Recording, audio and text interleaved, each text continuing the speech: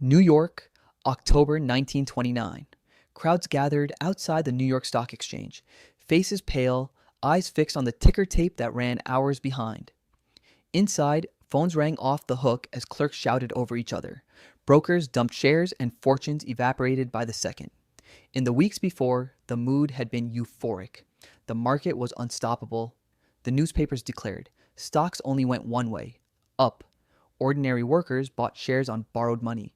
Cab drivers bragged about their stock tips. Secretaries pooled their wages to play the market. America had discovered the thrill of endless growth, and no one wanted to miss the party. But parties end. On October 24th, Black Thursday, the panic began. By the closing bell, billions had been erased. A few powerful bankers rushed in, buying blue chip stocks to calm the crowd. For a moment, it worked, but it was only a pause. On October 29th, Black Tuesday, the floor gave way. In a single day, $14 billion in wealth vanished. People who had walked into offices wealthy in the morning left ruined by night. Outside, police struggled to control the crowds. Some investors whispered of friends who had leapt from windows. Whether myth or not, the mood was clear. Trust had died. The crash of 1929 wasn't just a market correction. It was the spark that lit the most devastating financial firestorm in modern history. And at its heart lay one seductive idea: credit. The seeds of collapse were planted in the dazzling years before. The Roaring Twenties were an age of jazz, speakeasies, Model T Fords, and credit. For the first time, Americans could buy the future today. Radios, refrigerators, washing machines, household luxuries were sold on installment plans. Buy now, pay later wasn't just a slogan, it was a way of life. Millions embraced it, eager to live like the rich even if they didn't yet earn like them. The stock market became the greatest casino of all. Brokers made it simple. Why invest $1 when you could borrow $9 more and control $10 worth of stock? Margin loans turned small bets into fortunes or disasters. With credit, ordinary shopkeepers, teachers, and farmers became investors. Newspapers celebrated them as modern success stories, fueling a frenzy. The culture was intoxicating. Jazz clubs boomed, skyscrapers climbed into the sky, and Wall Street became the engine of American dreams. Business leaders boasted of a new era where prosperity was permanent. Even President Calvin Coolidge declared, "The business of America is business," but beneath the music and champagne, cracks widened. Consumer debt tripled during the 1920s. By 1929, nearly 90% of stock purchases were made on borrowed money. Banks lent freely, convinced prices would never fall. Corporations borrowed to expand, farmers borrowed to survive, and families borrowed to keep up appearances. Credit became not just a tool, but the foundation of the economy itself. And like any foundation, once it shook, the entire structure would come crashing down. The Roaring Twenties were a glittering stage set, but backstage, the debts piled higher than the lights. When the curtain finally fell, the show turned dark. Credit had become America's addiction. At the heart of the system was margin lending. With just 10% down, anyone could control vast amounts of stock.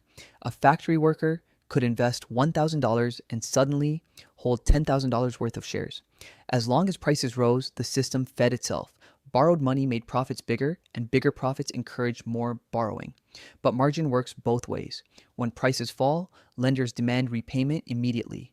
Investors, unable to cover, are forced to sell, driving prices down further. What looked like a ladder to the sky was really a trapdoor waiting to swing. Banks played a dangerous double game. They lent to individuals buying stocks while also investing heavily themselves. Some even funneled depositors' savings directly into the market. When the market fell, both the banks and their customers were exposed. Meanwhile, inequality deepened. The richest 1% owned more than a third of all wealth. Rural families, already crushed by falling crop prices, borrowed just to survive. In cities, credit cards did not exist, but the installment plan served the same purpose, a promise that tomorrow's wages would pay today's dreams. All of it rested on trust, the belief that the good times would roll forever. But history teaches that credit is a double-edged sword. It magnifies gains, but it also magnifies losses. By 1929, America wasn't just growing, it was balancing on a pyramid of promises. And like any pyramid, it only needed one stone to slip. The stone slipped in the fall of 1929. On October 24th, Black Thursday, the market trembled. Panic selling erupted, and 13 million shares changed hands, a record. Leading bankers tried to intervene, pooling millions to buy blue chip stocks like U.S. Steel. The press hailed it as a show of strength, and for a moment, confidence returned. But beneath the surface, the foundation was cracked. Banks were overleveraged, investors stretched thin, and rumors spread faster than the news. 4 days later came Black Monday, followed by Black Tuesday, the day the world broke. On October 29th, the market collapsed completely. 16 million shares were traded in a single session, far more than the ticker tape could record. By the close, $14 billion had been erased. By the end of the year, $40 billion, nearly half of U.S. GDP, was gone.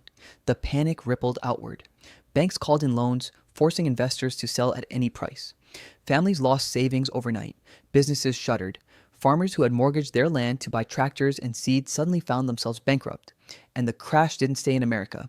European nations, already weakened by war debts and reparations, depended on U.S. loans. When Wall Street dried up, their economies crumbled too. Germany spiraled deeper into crisis. Britain faced mass unemployment. From New York to London to Berlin, the crash was not just financial, it was global. The Roaring Twenties had ended in silence. The music stopped, the lights dimmed, and the dance floor was littered with broken promises. For ordinary people, the Great Depression wasn't numbers on a chart. It was hunger. It was fear. By 1933, unemployment in the United States hit 25%. 1 in 4 workers had no job. Families lined up at soup kitchens, clutching tin cups, hoping for bread and broth. In cities, Hoovervilles, shanty towns of scrap wood and tin sprang up on the edges of towns, bitterly named after President Hoover, whom many blamed for the crisis. Farmers faced their own nightmare. Wheat and corn prices collapsed so low that crops weren't worth harvesting. Some farmers poured milk into ditches rather than sell it at a loss. The Dust Bowl, drought, and dust storms that swept the Great Plains drove families from their land. Photographs of hollow-eyed children and weary mothers became the face of an economy in ruins. The pain wasn't just economic, it was emotional. Middle-class families who had saved diligently saw banks collapse, wiping out deposits with no insurance. Shame kept many from asking for help. Men walked miles each day with "will work for food" signs. Their dignity eroded with every unanswered knock on a factory door. One diary entry from the time read, "We used to dream of vacations, of a car, of a home. Now we only dream of bread." Trust, once broken, was not easily restored. And as despair deepened, politics grew darker. The Depression did not strike all equally. The losers were everywhere. Savers wiped out when banks failed. Pensioners left destitute, families evicted from homes. The middle class, the supposed backbone of stability, collapsed into insecurity. But some found opportunity. Wealthy investors with cash reserves swooped in to buy stocks, farms, and factories at pennies on the dollar. Corporations consolidated. A few bankers emerged stronger, buying rivals in distress. For the rich who had prepared, the Depression became a clearance sale, and resentment grew. People searched for scapegoats. Wall Street became the villain. Bankers caricatured as parasites feeding off the common man. In Europe, despair fueled darker movements. In Germany, economic chaos gave traction to extremists, promising restoration and revenge. The Depression was not just an economic collapse, it was a moral one. It divided society, widened inequality, and planted seeds of anger that would bear dangerous fruit. By 1933, America was desperate for change. Franklin Delano Roosevelt stepped into the presidency with a simple promise: a New Deal. He declared a bank holiday, closing all banks for inspection. When they reopened, only sound institutions survived. The creation of the FDIC meant depositors' money was finally insured, restoring faith in banks. Glass-Steagall separated commercial banks from investment banks, drawing a line between savings and speculation. The government launched massive public works projects, dams, bridges, roads, and parks. Millions found jobs in the Civilian Conservation Corps or the Works Progress Administration. Families gained a modest safety net with Social Security. For the first time, the government admitted responsibility for protecting citizens from economic ruin. Critics cried socialism, but for many it was salvation. Confidence slowly returned. The Depression lingered for years, but the sense of total collapse had passed. The reset wasn't painless. Creditors lost, taxpayers bore costs, but it bought something priceless: trust. The lesson was clear. When credit collapses, restoring confidence is more important than restoring profit. The Great Depression feels distant, yet its shadows stretch into our time. Consider 2008. The mortgage crisis was the modern credit pyramid. ordinary families encouraged to buy homes they couldn't afford, banks repackaging loans into securities, and investors piling in with borrowed money. When defaults began, the collapse spread globally. Just like 1929, trust evaporated. And just like FDR's New Deal, government stepped in with bailouts and stimulus. Different tools, same instinct. Stop panic by restoring confidence. Or look at the pandemic years. Central banks unleashed trillions, governments issued checks, and credit expanded at breathtaking speed. At first, relief, but soon echoes of Weimar and the Depression appeared. Rising inflation, soaring asset prices, and families squeezed by costs that grew faster than wages. Around the world, the cycle repeats. China faces a property debt crisis as developers default and apartments sit unfinished. Japan has wrestled with decades of stagnation under a mountain of public debt exceeding 250% of GDP. In Europe, governments struggle with debt ceilings and austerity. Even households echo the pattern. Credit cards, student loans, buy now, pay later apps, all mirrors of the 1920s installment plans. Debt buys prosperity today, but at the cost of tomorrow. The warning is not abstract. History shows us when credit expands faster than trust, collapse follows. It may not look like breadlines or Hoovervilles, but the psychology is the same: fear, anger, and the search for someone to blame. The Great Depression was not only about lost wealth, it was about lost faith. Faith in money, in banks, in fairness itself. When credit broke, the world broke with it. And though nearly a century has passed, the questions remain the same. How much debt is too much? How far can credit stretch before it snaps?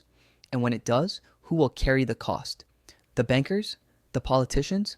Or ordinary families, as always? We live today in the largest credit experiment in history. Trillions borrowed. Promises stacked higher than ever. The pyramid is taller now, but no less fragile. So ask yourself, are we building another house of cards? Are we blind to the warning signs that history has already shown? The Great Depression teaches us that collapse does not begin with catastrophe. It begins with optimism, with borrowing, with trust. It begins quietly until suddenly it is everywhere.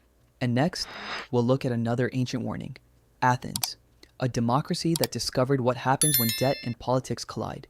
Because history doesn't repeat, but it rhymes. And if we ignore the rhyme, the song will end the same way.